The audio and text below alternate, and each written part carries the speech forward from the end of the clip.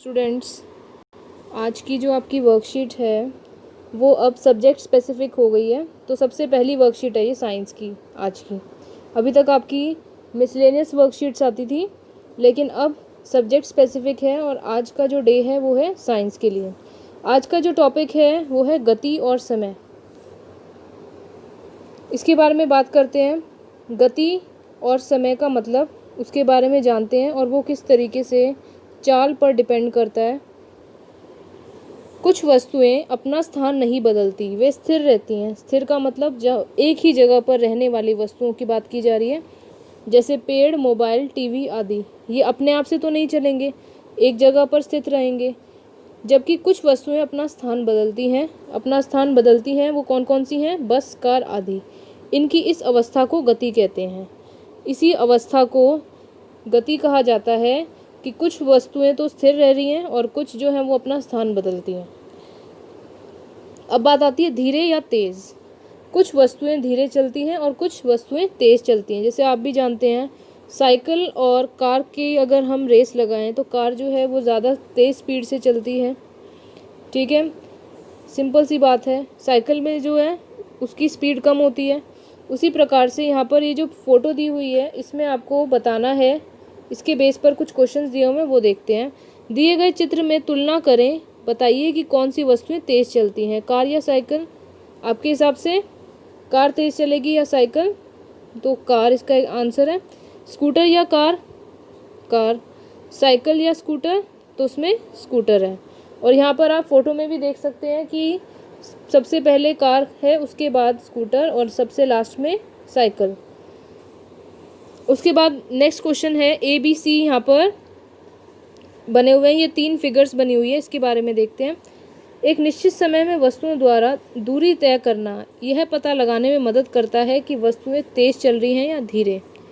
अगर कम समय के अंदर कोई वस्तु जो है उसकी गति तेज़ है या वो जल्दी चल रही है, तो इसका मतलब उसका जो चाल है वो ज़्यादा है।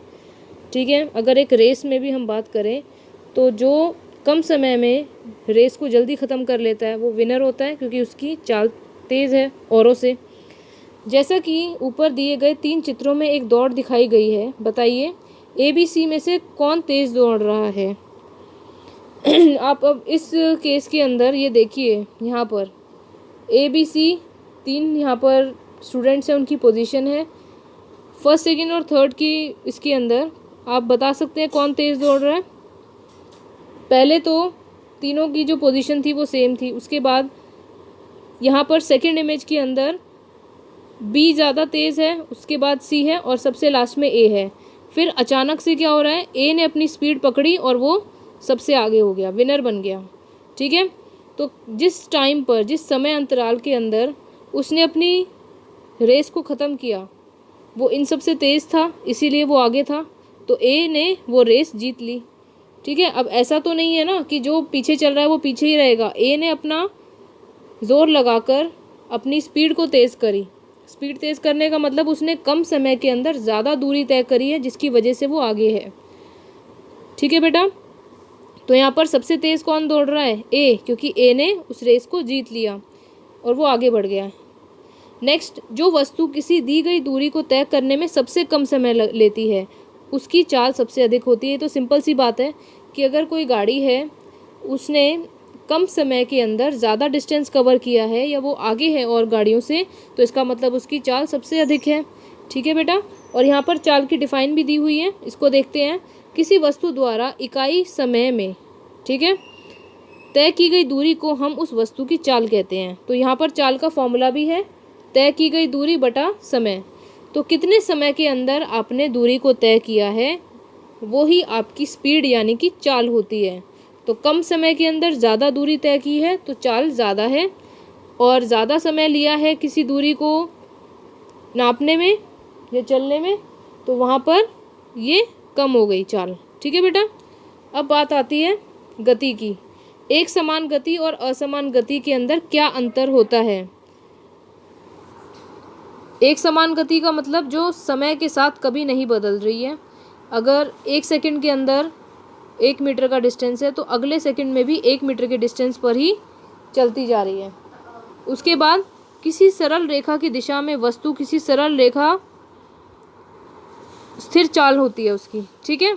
अगर चाल स्थिर है यानी कि उसकी स्पीड में कोई चेंज नहीं आ रहा, तब हम कहेंगे एक समान गति। और असमान गति का मतलब क्या होता है? किसी सरल रेखा की दिशा में वस्तु की अस्थिर चाल से गति, ठीक है। समय के अंदर उस वस्तु का जो चाल है वो अस्थिर है, कभी एकदम से तेज हो रही है, फिर धीरे हो रही है, फिर तेज हो रही है, फिर धीरे हो रही है। इस प्रकार की गति को असमान कहते हैं। और एक समान गति का मतलब है कि समय और दूरी के ग्राफ में वो हमेशा एक समान स्पीड पर चल रही है, ठीक है, उसकी स्ट्रेट लाइन कर्व होती है। अब इनके उत्तर दीजिए। अब ये कुछ क्वेश्चंस हैं, इनके उत्तर आपको देने हैं। खुशी और सोनी दो बहनें हैं, दोनों एक ही स्कूल में पढ़ने जाती हैं।